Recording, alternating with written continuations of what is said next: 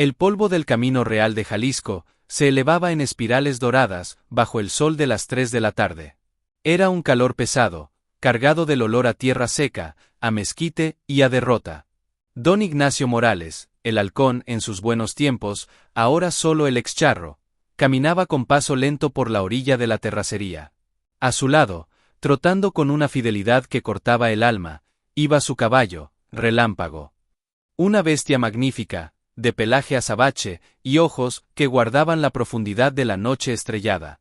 Pero su esencia, al igual que la de su amo, había sido mellada.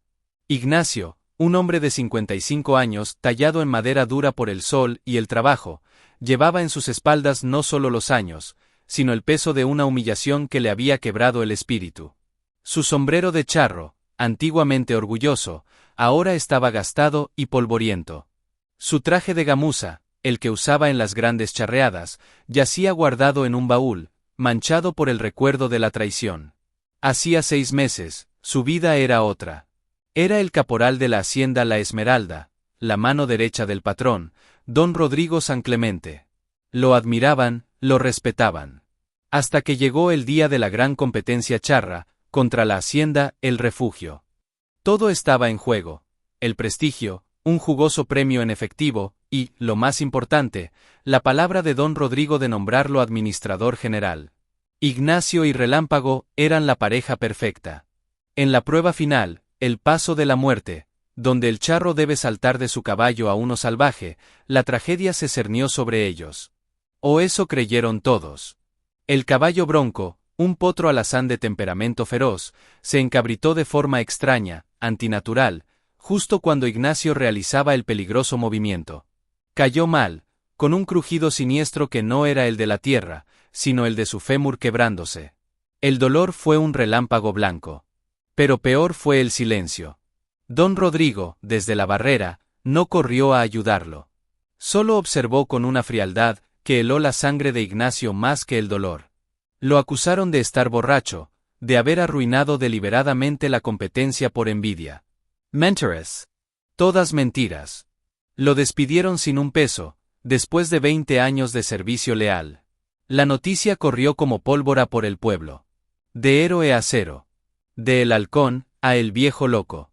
Esa humillación pública, frente a su familia, sus amigos, sus compañeros, le había robado todo, excepto a Relámpago.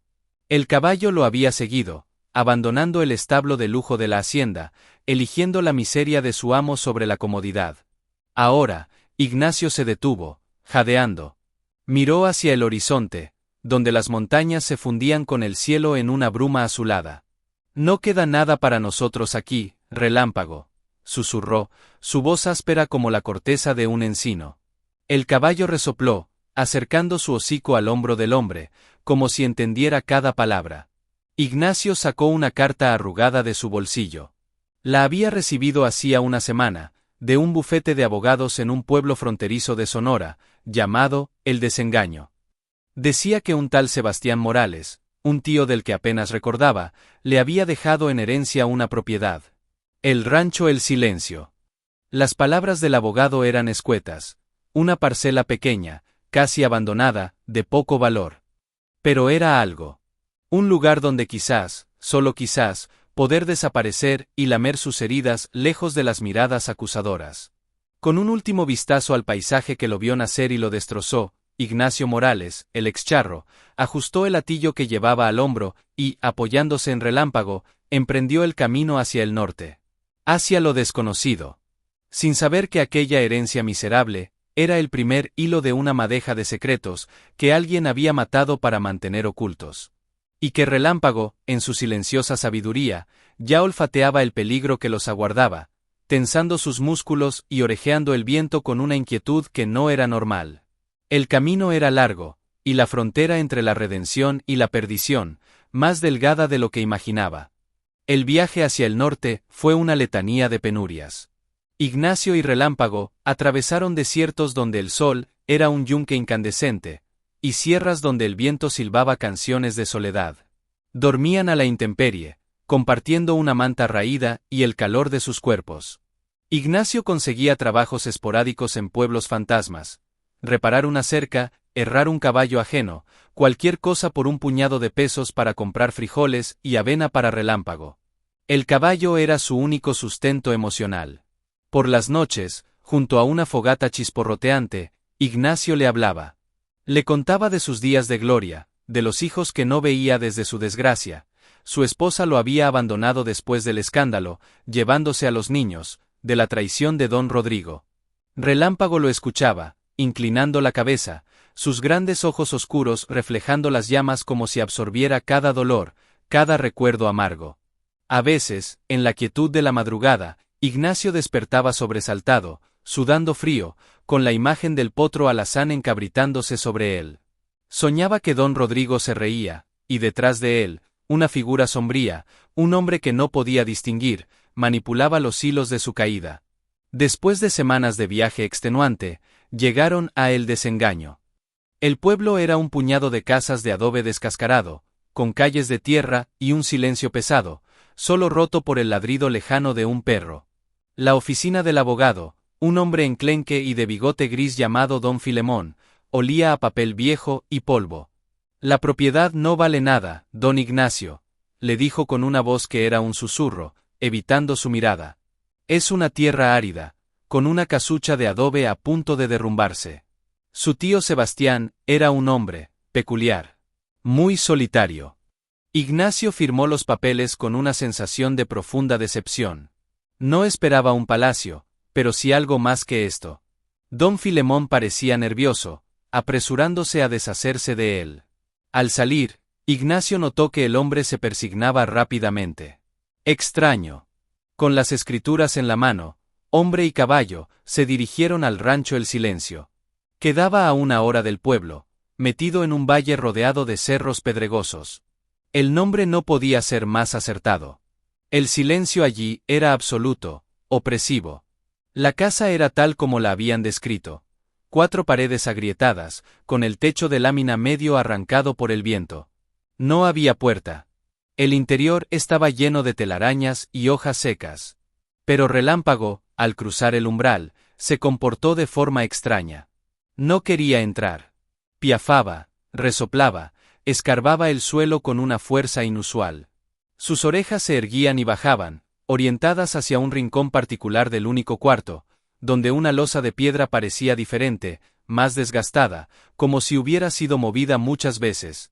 Tranquilo, muchacho, dijo Ignacio, acariciando su cuello. Aquí no hay nada.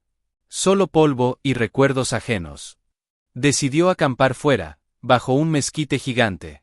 Mientras encendía la fogata, una anciana del pueblo, que pasaba con un burro cargado de leña, se detuvo al verlo. ¿Usted es el nuevo dueño de El Silencio?, preguntó, con una mezcla de curiosidad y lástima. Ignacio asintió. La mujer bajó la voz. Cuídese, señor. Dicen que este lugar guarda un secreto. Su tío no se murió de viejo. Lo encontraron aquí, con los ojos abiertos de par en par, como si hubiera visto al mismo diablo. Y siempre andaba diciendo que la tierra le hablaba, que le contaba historias de lo que pasó hace mucho tiempo. Antes de que Ignacio pudiera preguntar más, la mujer azuzó a su burro y se marchó rápidamente, desapareciendo entre los matorrales. Esa noche, el viento silbó con más fuerza entre las grietas de la casa. E Ignacio, por primera vez, tuvo la certeza de que no estaban solos. Que el silencio del rancho era, en realidad, un grito ahogado que esperaba ser escuchado. Y Relámpago, en vez de dormir, permaneció de guardia, mirando fijamente la oscura entrada de la ruinosa casa, como desafiando a una sombra que solo él podía ver. Los primeros días en El Silencio fueron una batalla contra la desesperanza. Ignacio se dedicó a reparar lo irreparable. Tapó grietas con barro, aseguró la lámina del techo con piedras, limpió el interior de la choza. Cada golpe de su martillo contra la madera podrida era un eco de su rabia contenida. Relámpago, mientras tanto, se negaba rotundamente a entrar bajo techo. Pasaba las horas pastando en el escaso pasto del valle, pero siempre alerta, siempre con la mirada puesta en la casa o en los cerros circundantes. Una tarde, mientras Ignacio removía unas piedras caídas cerca de la entrada, encontró algo. Medio enterrado, había un pequeño objeto metálico. Lo desenterró con cuidado. Era una vieja hebilla de cinturón de charro, de plata deslustrada, con un grabado casi borrado por el tiempo. Un águila devorando una serpiente, idéntica a la que él mismo llevaba en su traje de gamuza, el traje de la hacienda La Esmeralda. Un escalofrío le recorrió la espalda. ¿Qué hacía una hebilla de su antigua hacienda, allí, en el rancho perdido de un tío al que apenas conocía, a cientos de kilómetros de distancia? La coincidencia era demasiado grande. Esa noche, no pudo dormir. La hebilla reposaba sobre una piedra, brillando débilmente a la luz de la luna que se filtraba por el techo. Relámpago, que normalmente descansaba a su lado, estaba inquieto. De repente, se levantó, orejas tiesas, y emitió un suave bufido. Caminó hacia el interior de la casa, directamente hacia el rincón de la losa de piedra que había llamado su atención el primer día. Comenzó a escarbar con su casco sobre ella, con una determinación que Ignacio nunca le había visto. «¿Qué tienes, boy?», murmuró Ignacio, acercándose con una lámpara de aceite. La losa no estaba fija. Con gran esfuerzo, logró desprenderla. Debajo, no había tierra, sino una escalera estrecha y empinada que se perdía en una oscuridad absoluta. Un olor a humedad, a tiempo detenido y a algo más, algo metálico y dulzón, subió hasta sus narices. El corazón de Ignacio latía con fuerza. Tomó su lámpara y, con Relámpago relinchando suavemente detrás de él, como si lo animara a seguir, comenzó a bajar. Los peldaños eran de piedra irregular. El aire se enfriaba con cada paso. Al fondo, encontró una pequeña bóveda, no más grande que un closet. No había tesoros de oro ni joyas. Solo un cofre de madera podrida. Con manos temblorosas, Ignacio lo abrió. En su interior, encontró un montón de papeles amarillentos, cartas, mapas dibujados a mano, y, lo que más le heló la sangre, varias fotografías. Una de ellas mostraba a un hombre más joven, con un sombrero de charro, sonriendo. Era su tío Sebastián. Y a su lado, con un brazo sobre los hombros de Sebastián, estaba un hombre que Ignacio reconoció al instante. Don Rodrigo San Clemente, su verdugo, 20 años más joven, pero con la misma sonrisa arrogante. Otra fotografía los mostraba a los dos en la hacienda La Esmeralda. Pero la última imagen lo dejó sin aliento. Era una foto de un niño de unos 5 años, sentado en un caballo de juguete. Ignacio se llevó la mano a la boca. Ese niño era él. Que hacía una foto suya de la infancia, en la caja secreta de su tío. Y entonces, lo entendió. El accidente no había sido un accidente. La traición no había comenzado el día de la charreada. Todo estaba conectado. Su tío, don Rodrigo, este rancho, era una telaraña y él era la mosca. De repente, un ruido arriba, en la casa, lo sobresaltó. Un crujido de madera.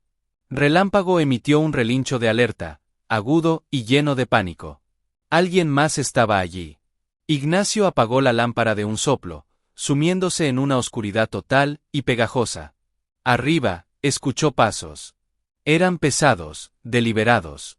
Se acercaban a la entrada del escondite. Contuvo la respiración, sintiendo el calor del cuerpo de Relámpago junto a él, el único punto de calidez en aquel frío de tumba. Los pasos se detuvieron justo encima de la losa. Una voz áspera, que no reconoció, susurró. ¿Seguro que está aquí? Otra voz, esta vez familiar, la que había escuchado en sus pesadillas, respondió con frialdad. Sí. Y esta vez, no se irá caminando. Era la voz de don Rodrigo. La oscuridad en la bóveda se volvió tangible, un manto pesado que oprimía el pecho de Ignacio. Arriba, las voces de don Rodrigo y su esbirco eran cuchillos que cortaban el silencio. Revisa la casa. No puede haber ido lejos, ordenó la voz gélida del patrón. El caballo está afuera, atado al árbol. Ignacio sintió un alivio momentáneo. Relámpago no estaba atado. Él nunca lo ataba. El animal era libre de ir y venir. Eso significaba que su compañero había tenido la astucia de esconderse o de fingir sumisión. Escuchó los pasos del matón recorriendo la choza, pateando objetos, maldiciendo. No está, patrón. Imposible. La vieja Chole dijo que lo vio llegar y quedarse. Debe de haber huido al monte. Hubo un silencio. Luego, don Rodrigo habló de nuevo, y su tono tenía una nota de ¿resignación? No importa. No es lo que buscamos. Lo importante es asegurarnos de que no encuentre lo otro. Revisa el piso. Sebastián siempre fue un ratón de biblioteca, debió esconderlo aquí. Ignacio, abajo, contuvo la respiración. Lo otro. ¿Qué era lo otro? ¿Algo más valioso que esas fotos y cartas que conectaban a su tío con don Rodrigo? Los pasos del esbirco se acercaron peligrosamente a la losa. Aquí hay una piedra que parece suelta, jefe. El corazón de Ignacio se detuvo. Estaban a punto de descubrirlos. No tenía arma. No tenía salida. Se preparó para lo peor, apretando el puño, decidido a no morir como un ratón acorralado. Pero en ese momento, un sonido estruendoso estalló afuera. Un relincho furioso, desgarrador, seguido del galope ensordecedor de Relámpago. Luego, el grito de terror del esbirco. El caballo, me atacó, se llevó mi rifle. Don Rodrigo Maldillo. Idiota, persíguelo. Los pasos salieron corriendo de la casa, alejándose. Ignacio no lo podía creer. Relámpago los había distraído. Los había salvado. Esperó unos minutos, temblando de adrenalina y gratitud, antes de atreverse a empujar la losa y salir a la luz tenue del amanecer. La casa estaba vacía. Corrió a la entrada y vio, a lo lejos, a Relámpago galopando hacia los cerros, zigzagueando entre los matorrales, con el hombre persiguiéndolo torpemente. Don Rodrigo no estaba a la vista. Debía de haber ido en otra dirección. Ignacio no perdió tiempo. Agarró el cofre de madera y lo escondió entre sus mantas. Luego, recogió sus pocas pertenencias. Sabía que no podía quedarse. Don Rodrigo volvería, con más hombres. Tenía que encontrar a Relámpago y huir. Pero, ¿huir a dónde? El pueblo no era seguro. El abogado, don Filemón, probablemente estaba comprado. Siguió la dirección en la que había visto desaparecer a su caballo, adentrándose en el monte. Caminó por horas, llamando su nombre en voz baja. El sol se elevó, implacable. La desesperación comenzaba a apoderarse de él cuando, finalmente, en un pequeño arroyo escondido entre las rocas, encontró a Relámpago. El animal estaba bebiendo agua, y a sus pies, en la orilla, yacía el rifle del esbirco. Relámpago alzó la cabeza al verlo. Sus ojos brillaban con una inteligencia sobrehumana. Se acercó y frotó su cabeza contra el pecho de Ignacio, como diciendo, todo está bien. Ignacio abrazó el cuello del animal, con lágrimas en los ojos. Gracias, hermano, susurró con la voz quebrada. Me salvaste la vida. Recogió el rifle. Era un viejo modelo, pero funcionaba. Ahora tenía un arma. Y tenía el cofre. Se sentó junto al arroyo, y, con la calma que da el haber rozado la muerte, comenzó a leer las cartas con detenimiento. Una de ellas, la más antigua, escrita por su tío Sebastián, contenía una frase que le hizo enmudecer. Rodrigo, no podemos seguir con esto. Lo que le hicimos a mi hermano y a su familia es imperdonable. El niño, Ignacio, merece saber la verdad. Tiene derecho a su herencia, a su nombre. Si no detenemos esto, se lo contaré todo. Su hermano. Su familia. Su herencia. Ignacio miró la foto de niño en el caballo de juguete. Una memoria lejana, borrosa, acudió a su mente. El olor a tabaco de un hombre que no era su padre, una discusión acalorada, llantos en la noche.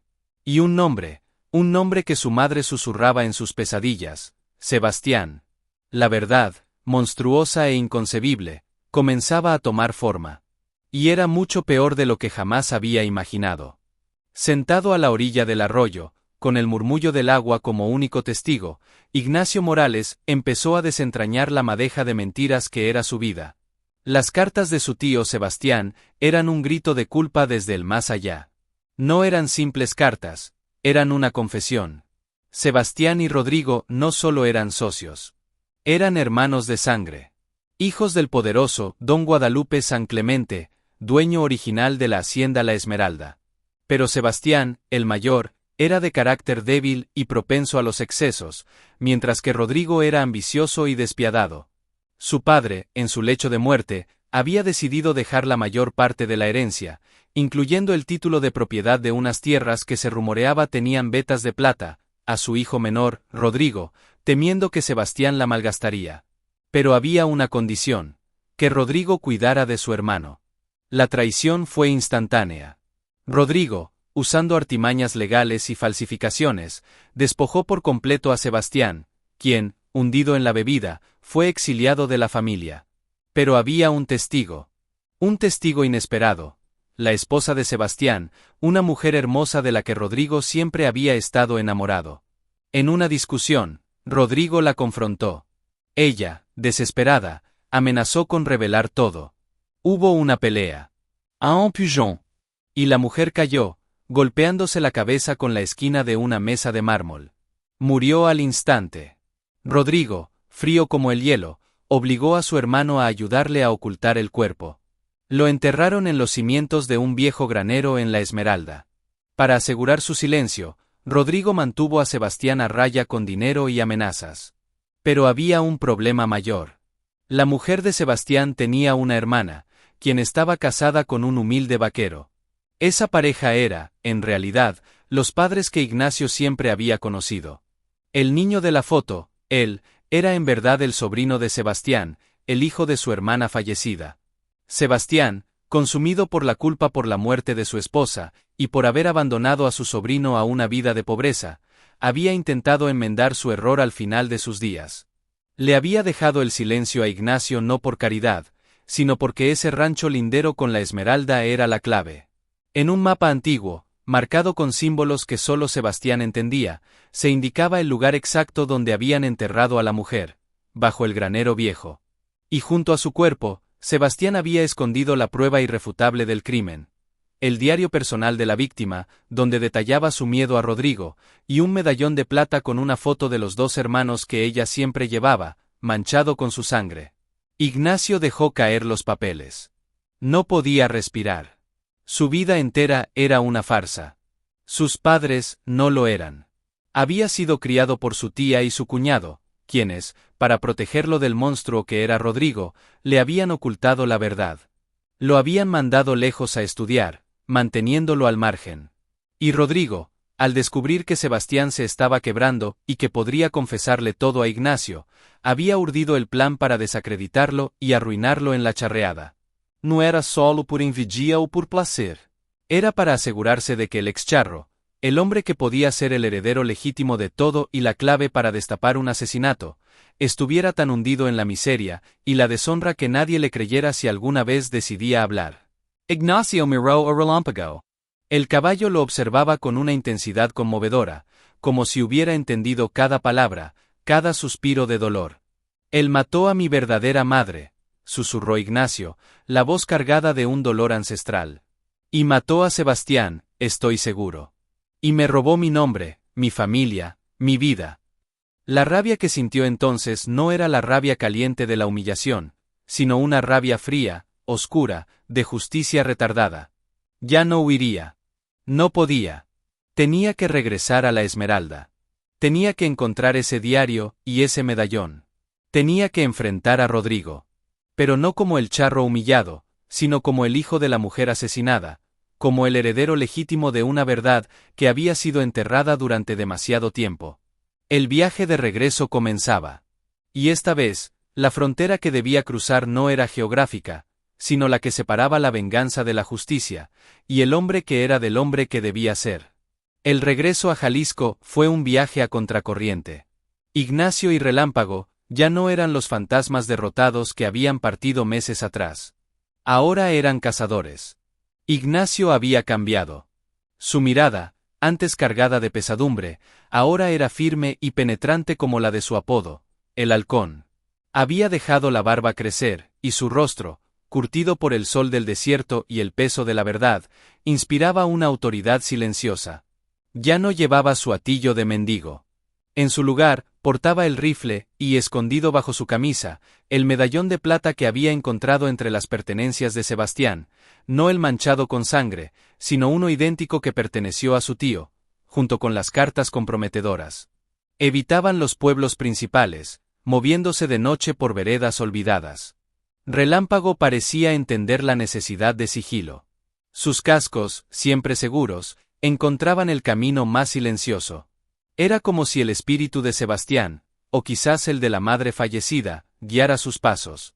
Ignacio ya no hablaba mucho. Planificaba. Sabía que no podía simplemente llegar y acusar a don Rodrigo, uno de los hombres más poderosos del estado. Necesitaba pruebas irrefutables. El diario y el medallón sangriento enterrados bajo el granero viejo. El granero que, recordaba con amargura, don Rodrigo había ordenado demoler y reemplazar por una moderna vaquería justo un mes después de su accidente. Una coincidencia más. No. Era la prueba de que Rodrigo se estaba limpiando el rastro, asegurándose de que ningún secreto emergiera de entre las ruinas.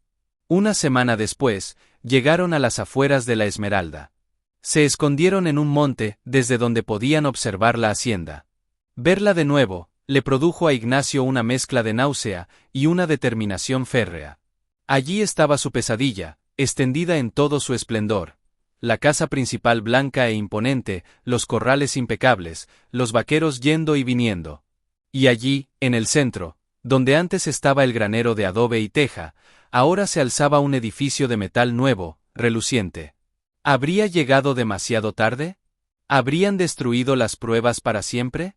Esa noche, se infiltró en la propiedad. Relámpago esperó en el monte, camuflado entre la maleza. Ignacio, moviéndose como una sombra, llegó hasta la nueva vaquería. Estaba cerrada con un candado gigante. Por una ventana alta, pudo ver el interior. El piso era de concreto pulido. No había forma de excavar. Sintió un golpe de desesperación.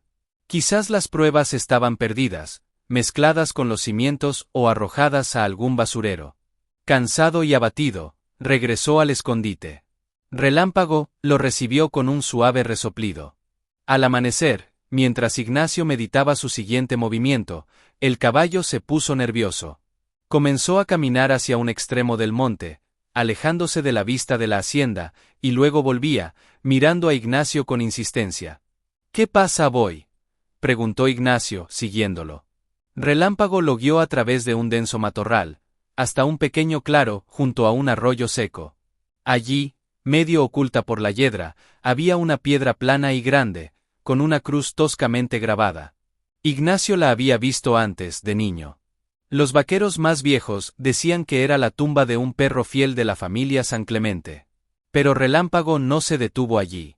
Siguió unos metros más allá, hasta donde el arroyo hacía una curva. Comenzó a escarbar con fuerza en un punto específico, donde la tierra parecía más suelta. Ignacio, con un presentimiento que le aceleraba el corazón, se arrodilló y ayudó con sus manos. A poco más de medio metro de profundidad, sus dedos tocaron algo duro y metálico. Era una caja de hojalata, oxidada pero intacta. Con manos temblorosas, la sacó y la abrió. En su interior, protegido por una tela encerada, estaba un diario con una cubierta de cuero descolorida. Y debajo, envuelto en un paño de lino, el medallón de plata.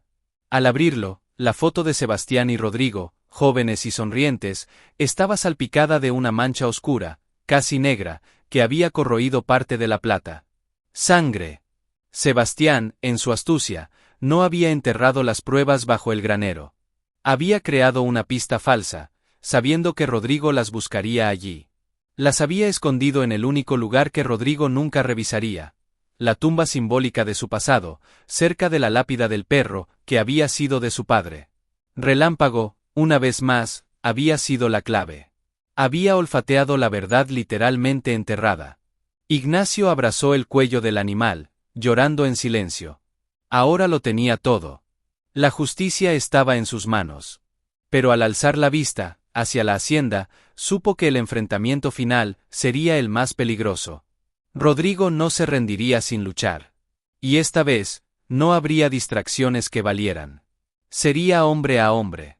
O, más bien, víctima contra verdugo. La evidencia en sus manos ardía como carbón vivo. Ignacio pasó el día escondido en el monte, estudiando el diario de su madre. Cada palabra era un puñal.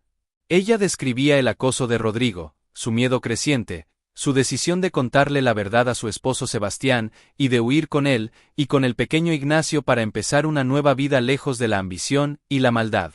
La última entrada, escrita con una letra temblorosa el mismo día de su muerte, decía: «Hoy se lo he dicho todo a Sebastián. Está destrozado, pero es más fuerte de lo que parece. Hemos decidido irnos mañana al amanecer. Rezo para que Rodrigo no intente detenernos. Tengo un mal presentimiento. Si algo me pasa, que este diario sea testimonio de la verdad. Y que mi hijo, Ignacio, sepa que lo amo y que no fue culpa suya». No fue culpa suya. Esas palabras resonaron en lo más profundo de Ignacio. Toda su vida, una parte de él había creído que su mala suerte, su pobre destino, era una mancha inherente a su ser. Ahora sabía que no. Había sido víctima de un diseño perverso. La rabia fría se solidificó en una determinación de acero. Tenía que actuar, pero con inteligencia. No podía simplemente llegar disparando. Debía exponer a Rodrigo frente a todos, arrebatarle no solo la libertad, sino su preciado honor y su poder. Esa noche, con el diario y el medallón cuidadosamente envueltos y ocultos bajo su ropa, montó en Relámpago. No se dirigió a la casa principal, sino a las humildes viviendas de los vaqueros, a las afueras del casco de la hacienda. Llegó a la puerta de don Chucho, el viejo caporal que lo había entrenado, un hombre recto y de palabra firme. Cuando don Chucho abrió la puerta y vio a Ignacio bajo la luz de la luna, su rostro se llenó de incredulidad y luego de una profunda pena. «Ignacio, muchacho, ¿qué haces aquí? Es peligroso». «Necesito que me escuche, don Chucho», dijo Ignacio, con una voz serena que no admitía réplica. «Y necesito que traiga a los hombres de confianza. A los de antes». Una hora después, en la pequeña sala de don Chucho, una docena de vaqueros veteranos, hombres que habían conocido a Sebastián y que respetaban a Ignacio, escuchaban en silencio absoluto mientras él relataba la historia. Mostró las cartas, el diario, el medallón sangriento. Les habló del asesinato, de la mentira sobre su origen, del sabotaje en la charreada. Al principio hubo escepticismo, pero la evidencia era abrumadora. La honradez en los ojos de Ignacio era incontestable. Don Chucho, con lágrimas en los ojos, fue el primero en ponerse de pie. «Yo siempre lo supe», dijo, su voz grave temblaba. «Siempre supe que Sebastián no se había ido así nomás. Y siempre creí en ti, Ignacio. Eres el mejor charro que ha pisado esta tierra. Don Rodrigo, nos ha cegado a todos». Los demás asintieron, uno a uno. La lealtad, que Rodrigo creía comprada con dinero y miedo, se quebraba frente a la verdad. Se fraguó un plan. Al amanecer, durante la reunión matutina de los vaqueros en el corral principal, Ignacio se presentaría. Sería su juicio. Su vindicación. Esa noche, Ignacio no durmió. Acariciaba el lomo de Relámpago, que permanecía sereno a su lado, como si supiera que la batalla final se acercaba. «Mañana, muchacho», le susurró. «Mañana todo termina». Pero el amanecer trajo una sorpresa. Un grito desgarrador recorrió la hacienda. Don Rodrigo San Clemente había sido encontrado muerto en su estudio. Aparentemente, un ataque al corazón. La noticia corrió como un reguero de pólvora. Ignacio, escondido, no lo podía creer. ¿Era posible? ¿La justicia divina se había adelantado? Por un momento, sintió una punzada de decepción. Quería enfrentarlo. Quería verlo caer. Se vistió con su viejo traje de charro, el de la gamuza, que había guardado como un relicario. Con el diario y el medallón en la mano, y montado en Relámpago, cabalgó hacia la casa principal.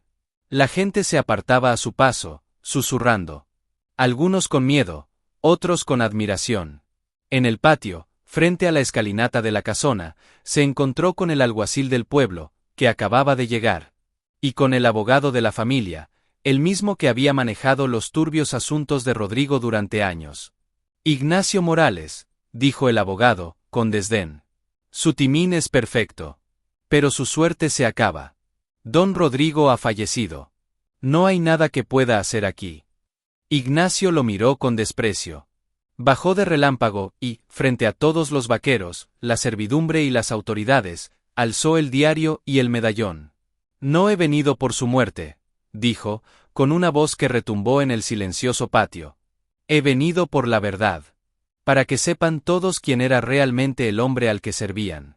Y para reclamar lo que es mío por derecho de sangre. Y entonces, justo cuando iba a empezar a leer el diario, la viuda de don Rodrigo, una mujer pálida y asustada, salió a la puerta. Y con ella, un niño de unos 10 años, el hijo menor de Rodrigo. El niño miró a Ignacio, luego a Relámpago, y señalando al caballo, dijo con una voz clara e inocente: Papá siempre le tenía miedo a ese caballo. Decía que tenía los ojos de Sebastián. Las palabras del niño flotaron en el aire, congelando el tiempo. Papá siempre le tenía miedo a ese caballo. Decía que tenía los ojos de Sebastián. Un murmullo de superstición recorrió a los presentes. Ignacio miró a Relámpago. El animal permanecía impasible, pero su mirada profunda y serena parecía confirmar la declaración infantil. No era miedo a un simple animal. Era el miedo de una conciencia culpable que proyectaba en el caballo leal la mirada acusadora del hermano que había traicionado.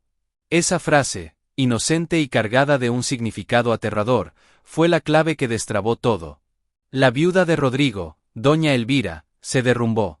Entre sollozos, confesó que ella también sabía. Que había vivido años atormentada por el secreto. Que Rodrigo había muerto esa noche, sí, pero no de un ataque al corazón. Se había suicidado con una sobredosis de medicamentos, después de que un espía en el pueblo le contara que Ignacio había regresado, y que había estado hablando con los vaqueros viejos. Sabía que el juego había terminado. La evidencia era demasiado fuerte. Prefirió la muerte a la cárcel y a la deshonra pública. La confesión de doña Elvira, sumada a las pruebas físicas, selló la verdad para siempre. El alguacil, pálido y conmocionado, tomó el diario y el medallón como evidencia. La hacienda entera estaba en shock. El hombre que habían servido, admirado y temido, era un asesino y un usurpador. En los días siguientes, la justicia comenzó a moverse lentamente. Con las pruebas y el testimonio de doña Elvira, el caso se reabrió. El cuerpo de la madre de Ignacio fue exhumado de los cimientos del viejo granero, que fueron localizados gracias a los planos que Sebastián había escondido, confirmando la causa de la muerte. La memoria de Sebastián fue limpiada. E Ignacio, tras las pruebas de ADN, fue reconocido legalmente como el sobrino y heredero directo de Sebastián Morales San Clemente, lo que le daba derechos sobre una parte de la herencia familiar que Rodrigo le había arrebatado. Pero Ignacio no quería riquezas. No quería la hacienda manchada de sangre. Rechazó cualquier reclamo sobre la Esmeralda. En su lugar, exigió y recibió el título legal y limpio del rancho El Silencio, la tierra que su tío le había legado como un acto de contrición final. Era suyo, libre de deudas y de sombras. Una mañana, semanas después, Ignacio se encontraba de pie en el patio de la Esmeralda por última vez. Iba a partir hacia su rancho, hacia su nueva vida. Los vaqueros se habían reunido para despedirlo. Don Chucho se acercó, con la voz quebrada. La hacienda se va a vender, Ignacio. Sin usted, sin don Rodrigo, no es lo mismo. Muchos de nosotros nos quedaremos sin trabajo. Ignacio miró a los hombres, sus antiguos compañeros, ahora con caras de incertidumbre. Y entonces, miró a Relámpago. El caballo dio un paso al frente, y con su hocico, empujó suavemente el sombrero de charro que colgaba de la montura de Ignacio. Era un gesto tan humano, tan lleno de significado, que a Ignacio se le llenaron los ojos de lágrimas. Lo entendió. No podía irse así. Su lugar no estaba huyendo, sino reconstruyendo. No era Ignacio, el ex-charro. Era Ignacio, el halcón, el hombre que había recuperado su honor y su verdad. Y tenía una responsabilidad con estos hombres, con esta tierra que, a su manera, también era suya. No se preocupen, don Chucho, dijo, colocándose el sombrero con una determinación renovada. No me voy. Me quedo. Pero no aquí. Voy a hacer del rancho El Silencio lo que siempre debió ser. Un lugar de trabajo honrado. Necesito vaqueros. Hombres de palabra. ¿Me acompañan? La respuesta fue unánime. Un grito de aprobación y lealtad que rompió el silencio de la mañana. Y Relámpago, alzando la cabeza, relinchó con fuerza, un sonido que era a la vez un grito de victoria y un nuevo comienzo. Había guiado a su amo, no solo a través de la frontera de la injusticia, sino hacia el umbral de su propio destino. El rancho El Silencio ya no era un lugar de polvo y abandono. Bajo el liderazgo de Ignacio, y con el trabajo duro de los vaqueros que lo habían seguido, la tierra comenzó a renacer. Repararon la casa, no como una choza, sino como una vivienda digna, amplia y llena de vida. Construyeron corrales fuertes, sembraron pasto para el ganado que pronto llegaría, y cavaron un pequeño pozo que les dio agua fresca y constante.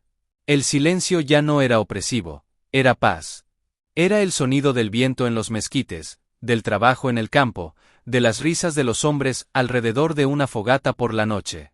Ignacio ya no era la sombra de un hombre. Se había convertido en un líder respetado. Su historia, aunque trágica, se contaba ahora como una leyenda de redención y verdad. La gente del pueblo de El Desengaño ahora lo saludaba con respeto, y hasta el anciano abogado don Filemón había ido a disculparse, explicando que don Rodrigo lo había amenazado para que le diera a Ignacio la información mínima y lo desanimara de quedarse. Una tarde, mientras supervisaba la construcción de un nuevo establo, uno lo suficientemente grande y cómodo para Relámpago, una camioneta polvorienta se detuvo frente al rancho. De ella bajaron dos figuras que le partieron el corazón. Eran sus hijos, Luis y Ana, ahora adolescentes, a quienes no veía desde hacía años. Detrás de ellos, su exesposa, Carmen, con los ojos llenos de lágrimas y vergüenza. Leímos en los periódicos toda la historia, dijo Luis, el mayor, con la voz quebrada. Supimos la verdad, papá. Lo que ese hombre te hizo, lo que nos hizo a todos. Ana se abalanzó sobre él, abrazándolo fuerte. Perdónanos, papá. Mamá nos dijo que estabas borracho, que nos habías abandonado. Ignacio los abrazó, sintiendo una pieza más de su alma que sanaba. No los culpaba. Rodrigo había envenenado todo a su alrededor, incluso su familia. Carmen se acercó, titubeante. Fui una cobarde, Ignacio. Me asusté con el escándalo, con la pobreza. Rodrigo me ofreció dinero para que me fuera y te dejara solo. Me arrepiento todos los días. Ignacio la miró. Ya no sentía rabia, solo lástima. El perdón no se pide, se gana, le dijo con suavidad. Pueden visitar a los niños cuando quieran. Este es su hogar también. No era una reconciliación completa, pero era un comienzo. Un nuevo lazo se estaba tejiendo. Esa noche, con sus hijos durmiendo en la casa por primera vez, Ignacio salió al corral donde Relámpago descansaba.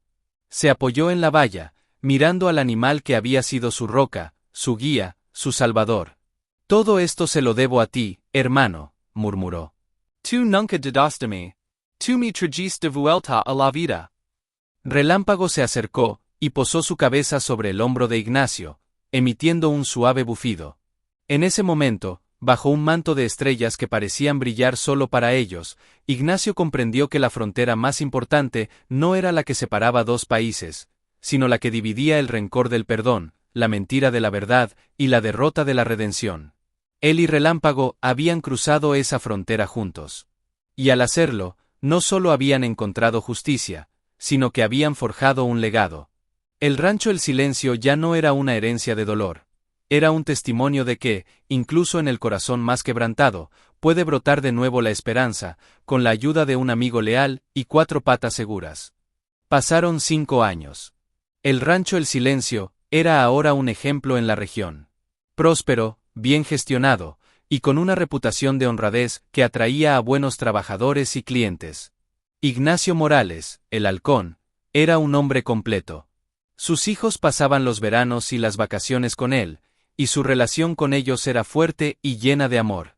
Luis, el mayor, mostraba un gran talento para la charrería, y Ana había heredado el amor por los caballos. Relámpago, aunque ya mayor, seguía siendo el rey indiscutible del rancho. Ya no cabalgaba largas distancias, pero su presencia era un talismán. Los nuevos potros aprendían de su serenidad, y los vaqueros lo trataban con la reverencia que se le debe a una leyenda viviente.